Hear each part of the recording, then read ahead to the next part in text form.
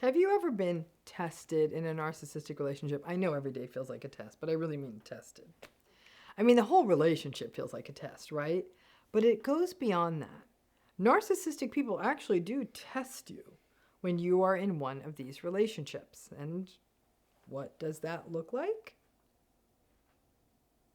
Let's take a look at a few things. So, they may drop a sort of victimized bomb on you. Say something like, well, my employer started hinting that someday in the future they may have layoffs. And you may something like, oh, sorry to hear about that. It'll be fine.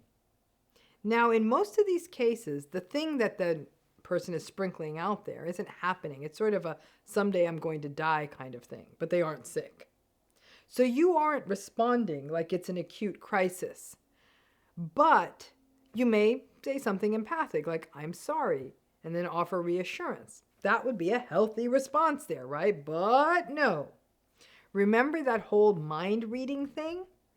The day they drop these little test bombs on you, apparently there was a right answer, just like there is on a test. It may be that what you were supposed to say is, they're so lucky to have you in that job. You're never going to get laid off. You don't need to worry about it because you're the best. They may do this, give you that little test, because they needed more supply that day. Who the hell knows, right? In a recent video, we talked about the narcissistic gotcha. And the testing can be part of that gotcha model. They may, for example, suggest to you a night out on a night that you had already told them multiple times that you had a work meeting or other late commitment. And then they will call you out for not being committed to the relationship or for being selfish because all they wanted to do was spend time with you. They may ask you an odd question like, will you marry someone else if I die? And it's an absurd question, but the right answer is supposed to be never. I am eternally ride or die with you. You may be dating someone who says to you, I may get transferred to Miami, and you don't live in Miami. And you may actually ask them questions about the transfer. Things like, well, would that be a promotion? Or is that a move you want to make? Or is that something that you're open to?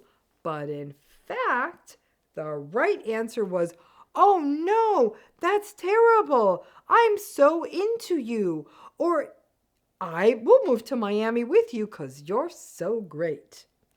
Or a narcissistic parent asking you, when you get married, and you aren't even in a relationship, so you aren't about to get married, but when you get married, who will you want to spend your holidays with? And you may answer, I guess we'll have to see. I don't know, since I'm not in a relationship, but I guess I'd want to see what they would want to do. And the narcissistic parent may start wailing and yelling at you about how ungrateful and selfish you are and tell you that you don't care about anyone but yourself. Because the right answer was, don't worry, Mom, you will always be my priority and Thanksgiving dinner will always be at your house. So your authentic, empathic, and sane responses often don't work during these tests. This kind of reassurance seeking, expectation of mind reading, and overall testing are a built-in feature of the narcissistic relationship. Again, there are lots of reasons for it. Narcissistic people want supply, they are baiting you and looking for a fight, or they want to bring you down a notch, or they want confirmation of their eternal victimhood. Narcissistic people actually ruminate a lot. You ain't the only one in this relationship is ruminating. They ruminate a lot, but in a different way. They tend to ruminate about stuff like, why do other people have it so much better than me? Or feeling slighted by someone, or someone else getting something they wanted, or how they are being let down by everyone. It's a chronic churn for them. And this can pop out. This part of their nature can pop out with these tests. One thing that is hard to get your head around is that narcissistic people are not delusional, nor are they psychopathic. They know what is right, and they do know what is wrong in a relationship. I know you don't believe me, but they do. They know yelling and screaming is not a good look, but they kind of really do feel entitled to it. And that it's not fair that other people judge it badly, because it's not like they meant it, right? But they know it's wrong. And that is why they can come up with complex justifications for their bad behavior. So the tests are often ways to position themselves more virtuously, saying things like, see, you never cared. See, you never help. See, you never want to spend time with me.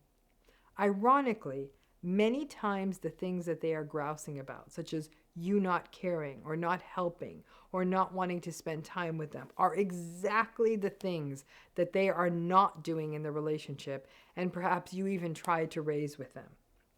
These tests are often a manifestation of that projection. The chronic sentiment of a person in a narcissistic relationship is that, I can never get it right with them. You really can't. Since mind reading, especially mind reading of such a selfish, entitled, unempathic person, you're not always going to get it right. So yes, these manipulative tests remain part of the crazy-making equation of a relationship. My advice? Just keep being you and responding in a way that feels authentic to you. You're going to get it wrong anyhow. You might as well be true to yourself. Thanks again.